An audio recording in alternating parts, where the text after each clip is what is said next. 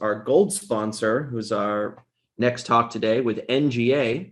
Do you know that NGA is hiring and they're going to be part of our virtual job fair tomorrow, November 18th?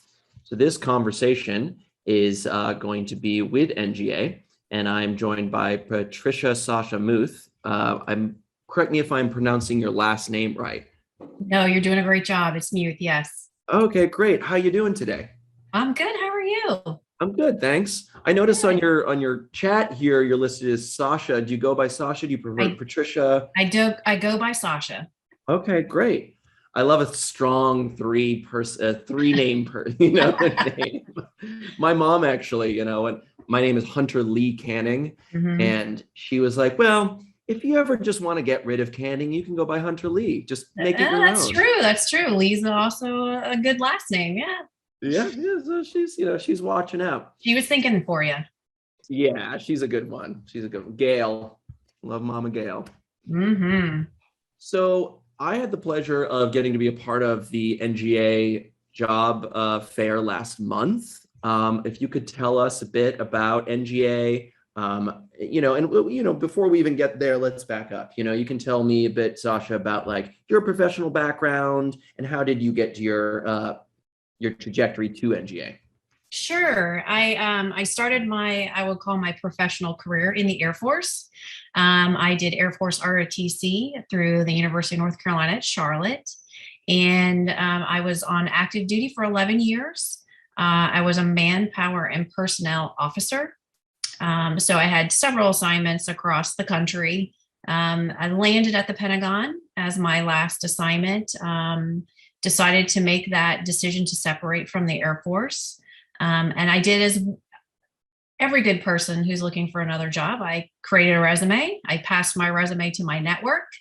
And lo and behold, my network passed my resume to someone at NGA. And even though I had been part of the Department of Defense, I had not heard of a combat support agency called the National Geospatial Intelligence Agency. So through that and conversations with the hiring official and through the recruitment team, I decided that was a good fit for me. So I applied for a job there and landed at NGA because I wanted to continue to serve the Department of Defense.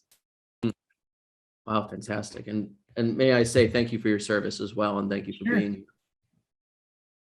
So similarly, like you were saying, you're like, I had never heard of NGA. It's Never this, heard of it. yeah, same. Until last month, I was like, I'm sorry, this is part of the Big Six. This is a government agency that I've never heard of that is doing. Can you tell me about that awakening for you, and then a bit about what NGA is? Sure. So in my discussions in coming to NGA, I mean, I did land in the occupation that I was doing, which was human resources or human capital. But they really have a cool mission. They are the NGA, we are the functional manager for geospatial intelligence for the intelligence community. That's how we're part of the Big Six, is we are that functional manager. And so what we do is we help the services, we help other IC agencies with determining what the standards are for geospatial intelligence, so that allows other agencies to we're all operating on the same level, we have the same training, and able to communicate across geospatial products together as one team. We also have the safety of navigation mission for the Department of Defense. So anything that flies in the air or any ship that navigates the sea, we are involved in that entire operation and ensuring that navigation in the air or on the water is very safe. And as I mentioned, we're a combat support agency, and so we do support the warfighter, and we also support our other sister agencies within the intelligence community, which there are 17, and we are part of, as you mentioned, part of the Big Six. And so we do ensure that our warfighter has all the imagery, because we do take imagery and provide intelligence reports on what that imagery is telling us to our warfighter and our partners to ensure that they are able to do that. We also have a humanitarian mission, which is really cool. We do support humanitarian efforts. We've supported the earthquake in Haiti, and also when in Japan, when the uh, nuclear plant had a meltdown. We do also do that to help first responders navigate and be able to help individuals that are in stress. And how long have you been with NGA? I think you mentioned earlier. 14 years. 14 years. Yeah. Congratulations. Yeah, it's a milestone. It is. So have you had multiple roles in these 14 years? Have you been in one spot? Can you talk a little bit about that? I've had multiple roles. I think that's one of the things that the Air Force has instilled in me is the need to take on multiple challenges. And so I have had multiple roles. I've mostly in the human capital area, but I've done several division jobs. I also went back to the Pentagon as a liaison for NGA with the Undersecretary of Defense for security and for intelligence and security. And that was a great opportunity to also partner with other agencies, other combat support agencies, and other agencies in the intelligence community in the Department of Defense to be able to continue to collaborate on our mission sets. So yes, multiple jobs. I have had a promotion since I've been there, so that was exciting for me and my family to be promoted to a defense intelligence senior leader executive. So a culmination of my responsibilities in human capital and outside of human capital, and I'm now back in a human capital job again. Okay. Yeah. Wow. What a trajectory. And it's encouraging to hear that you can move up and like you said, this promotion, that there is an upward trajectory if people are interested in that. Very much so. Mm-hmm. Very much so. Now, going back in time a bit, when you were making the transition from the military to NGA as a government employee, can you talk about maybe some challenges that came up for you that maybe some recent people that are making that transition now might identify with and can learn from? There was a lot of challenges. One of the reasons I was looking to stay in the Department of Defense because I felt it was going to be, an easier transition for myself than going to private sector or even another government agency across federal government. And it was really interesting. My leadership, the leadership that traits and the styles that we develop in our careers, and embedding that in a particular culture. And then when you move to a new culture, a new environment, it may not have the same success that you had in the previous environment. And so I came in operating, and leading in the ways that I was accustomed to. And I found that might not have been the best way. And so I had to be very flexible. One of the things that the Air Force taught me was situational leadership. And so that was very helpful to me because I then had to realize, okay, I'm operating the way that I have, but in this environment and for the people that I'm leading now, it's not as impactful or effective. And so I really had to do some self-reflection and look at how do I lead best in this new environment and make those changes. I love that term. It's new for me, situational leadership. Mm-hmm. And that yes. You were speaking to flexibility. So situational leadership is really the idea of, you meet the person where they are. So if you have a person who's highly skilled, highly developed, you just check in with them. You just kind of, you just lead them where they are. You may have someone who's brand new, doesn't have a lot of skill, and then you have to spend more time in teaching and coaching and helping them navigate through where they are. So it's the idea of meeting the person where they are and what best meets their needs to be able to do their job. So that was very helpful for me. It was a transition. It was definitely a transition, but it took a few years, but I was able to kind of adapt and evolve my leadership style. Adapting and evolve and patience sounds like it was part of the process too. Yes. Being kind to yourself. Yes. Yes. Yeah. So it sounds like there was some, some learning things, there were some challenges, but also maybe can you speak about some of the benefits of coming from a military background and moving into NGA? You touched a little bit on that. Can you expand more? Oh, sure. I think one of the skills of the military is making timely decisions. That Mm, has benefited me very well. When you're in a situation and maybe you don't have all the answers. I'm in the intelligence community. We like to research things. We like to analyze things in over time and just really try to get to that perfect solution. And you don't always have that time or that luxury, or you don't have the information to be able to have that 100% solution. So being able to take the information that I have and make the best decision I can, and in a timely manner that is impactful for whatever the issue is, was really, really helpful. and coming from the military and being a veteran yourself, do you feel supported as a veteran in NGA? Absolutely. I am the senior champion of our Veterans Council.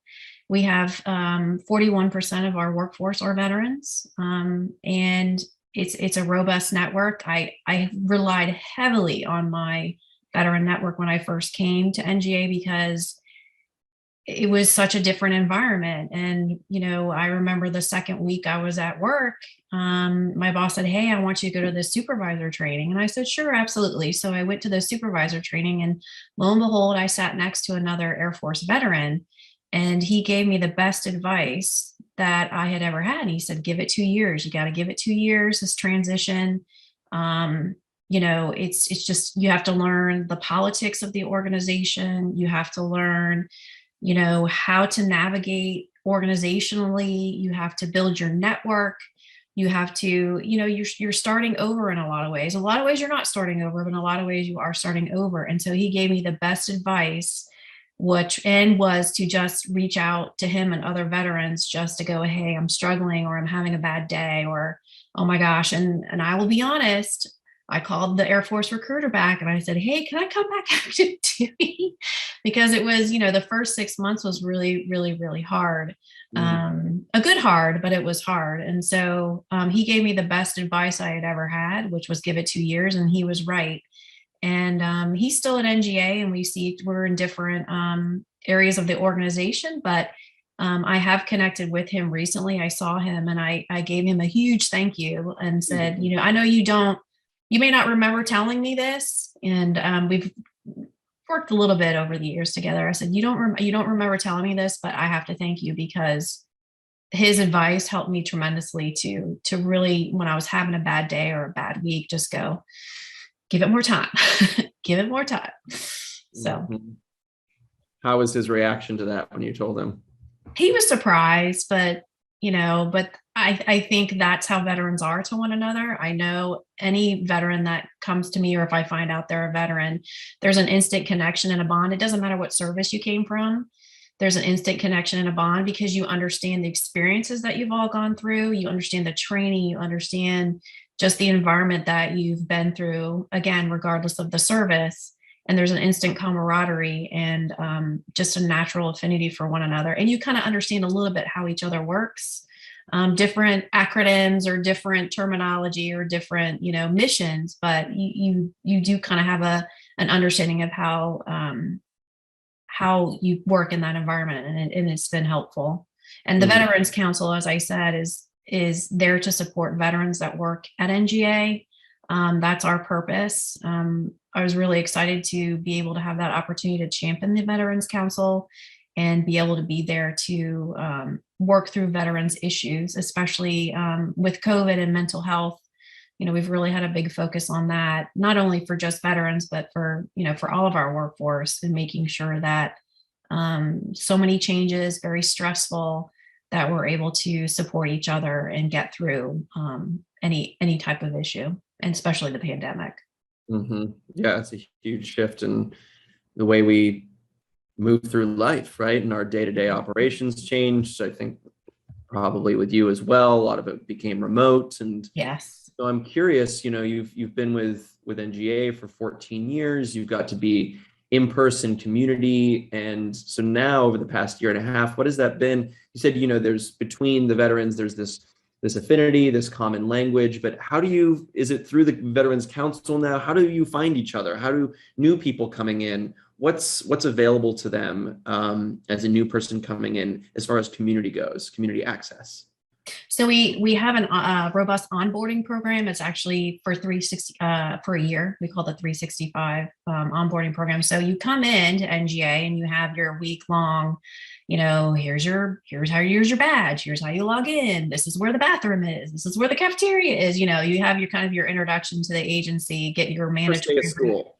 Yeah, first day of school, your mandatory briefings, your safety briefing, so we have that, but also for the 365. So that class, that group will be a cohort for the year. So that's one way. But we also have, since it's the Veterans Council is part of our EEO program, part of our special emphasis program, the special emphasis programs come into that onboarding. And so right from the very beginning, veterans are aware that the Veterans Council exists, how to get in touch with the officers, and then as well, what the Veterans Council offers for veterans.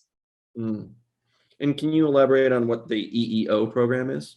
Sorry, that's EEO is employment. Oh my gosh. You're asking me an acronym that I say all the time. When you say an acronym all the time and you're like, I know what it is, but I don't know what it is. Yeah. Oh goodness. It is, oh my gosh. It's discriminatory cases, equal employment opportunity. Thank you.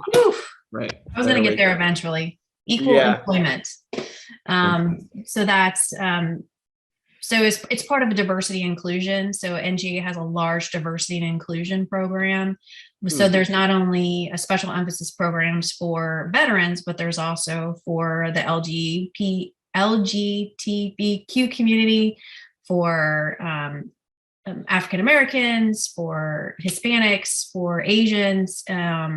So we have lots of special emphasis programs to support Native Americans, to support all of our a lot of women groups at NGA. So there's a special emphasis group really for everybody at NGA. Wow, an incredibly inclusive place to work, it sounds like. Very much so. And so are there digital events now? How do people get together? How do they connect with these groups? Yeah. So, so NGA's mission is pretty, in the intelligence community, in many ways is pretty unique because we are able to operate, not everywhere, but in a lot of instances in an unclassified environment. Because when you work at NGA, you have to have a top secret SEI clearance because we work at that level. And that also requires random drug testing and as well as a polygraph to be able to work at NGA. You have to be able to complete those all successfully and hold a clearance to work. However, because a lot of our work is considered open source, meaning because it's imagery, we can get imagery from other places, as well as some of our programs do operate in the unclassified environment. We've been able to expand our telework program. COVID really accelerated our telework program to be able to provide opportunities for folks to work at home. Our technology team was able to provide those capabilities to our workforce pretty quickly to be able to work from home. So we do allow telework, and the supervisor can approve telework for up to 64 hours. So there is that opportunity if the position allows it. We do have positions that don't allow it because of the nature of their work in the classified environment. However, so we have expanded telework quite a bit. And with that, we have definitely a virtual environment where what we are, I would say, we have dramatically improved our virtual environment. We use WebEx to be able to communicate in that virtual environment, as well as, phone conferencing and other opportunities. So that virtual environment does exist and is, I will happy to say, even today that in the intelligence community, we've been back to work for quite a while. But back in the office, I will say, for quite a while, but we are still using those capabilities in the unclassified environment to continue to support those who can telework. So it's been a really good transition for NGA. It's an adjustment, of course, because we're all used to being in the office together. And so it's been a workplace adjustment, but it's been a really good workplace adjustment. And we're still working through some issues that we hadn't anticipated, but that's probably to be expected when you are 100% in the office pretty much and go to a more telework, more out of the office environment. So but we've made a lot of good progress.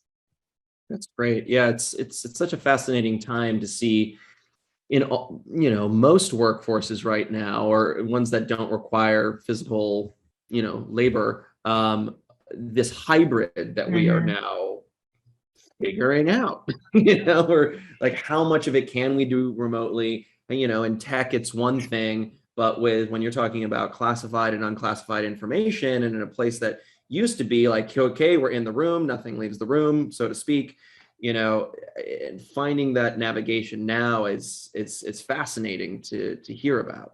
It is, and we do call it a hybrid environment. What we call routine telework versus ad hoc. And what does that look like? And just because work is and we're working through that too, just because work is unclassified doesn't mean that's the amount of time the person can work from home. And just because of teaming and because of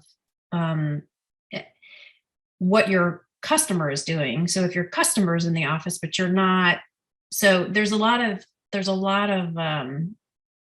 things to work through and think through as to what that right hybrid is for that job. And that's the other thing too that is challenging, because my job versus someone else's job could be completely different, just based on what the responsibilities of the position are. So it is challenging. We're getting there though. We're getting there. Mm-hmm. And so now that you've been with NGA for 14 years, I'm curious, what keeps you coming back each day? Why are you like, yes, today I choose to stay here and to continue? Like, what gets you excited? What gets you fired up? What keeps you, passionate about what you do? Because you clearly are. Yeah, I really love our mission. I think we have the best mission in the intelligence community. I really do. I love my agency is considered young, is considered the young kid on the block for the intelligence community. Long story as to why we are, but geospatial, being the functional manager of geospatial intelligence, we're about 25 years into that for the intelligence community. And we just have a cool mission, and I had the opportunity, and this just kind of resonates with me of why I like NGA and why I want to stay there. Obviously, it's the people for me too. Because of my position, I had to stand up kind of our response to the COVID when the pandemic first stood up. And it was amazing to me. It was a crisis situation. Even though we had plans on how we would handle a pandemic, it's very different. And when you're actually faced with a pandemic, and a pandemic has its own timeline and has its own what it's going to do, and so you can't really predict one disease over another. And so it was everyone just came out. Everyone wanted to help. Everyone was willing to do whatever they needed to do to get us to where we needed to be, to make sure that our workforce was safe. And people volunteered. People stayed late, people worked whatever they needed to do to make sure that we were prepared and ready to ensure that the workforce was safe during especially the first 6 months of the pandemic, which was everyone thought it was going to be over in a few months. And then when a few months went by, it's like, oh boy, now we have to, I don't think this is going to be over. And then we think, by Christmas we'll be good. And no. So just the willingness and the dedication and the service before self. I'm just always just, I love that about my agency. And so that makes me want to come back every day. Mm-hmm. Mm. And so for the folks, you guys are going to be part of the our job fair tomorrow. Again, Mhm. thank you. Thank you for being a gold sponsor, instrumental in making all this happen. Can you speak to what for people that might be interested in applying for a job, some pro tips starting out, just getting seen? I would suggest coming to the job fair would be my Come advice. to the job fair. I think one of the things that's very helpful is, look at, especially if you're a military member and you may not have had any jobs outside of the military, you really need to think about how you translate what you do into in more of the corporate world, and find someone that can help you do that. I know I've helped people do that. I'm willing to help you to do that. If you would like me to, I'm on LinkedIn. Just look for Sasha Muth.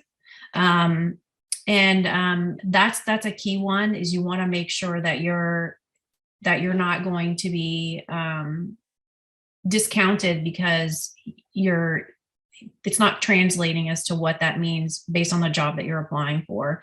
Make sure that you look at the announcement, make sure you answer the announcement, make sure you are clearly including in your resume what they talk about, the mandatory qualifications and the desired qualifications. Make sure you're addressing that in your resume, and in your cover letter. I highly recommend doing a cover letter for sure.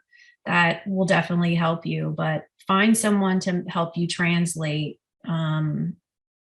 your military experience into a more corporate or government, more of a common language, because not all of that translates over. And definitely no acronyms. Definitely spell everything out for sure, because acronyms don't mean the same. One service to another, or one agency to another, or one occupation to another. So Right. those are some of the key tips that I would say. And call the recruiter. If you see an announcement and you say, hey, I'm really interested in this job, they have POCs on the announcements. Call them, say, hey, this is what I'm looking for. These are the types of jobs I'm looking for. And they may say, hey, you know what, this one's not really going to meet what you're looking for, but I have others that you might be interested in applying for. So definitely call the recruiter and talk to them about what you're looking for, what types of jobs you are. This is my other key tip. Don't underestimate your skills and your value. I've seen so many military members think, oh, I'm just of this grade, I can only apply for positions at this level. That is not true. Your leadership, your management, your ability to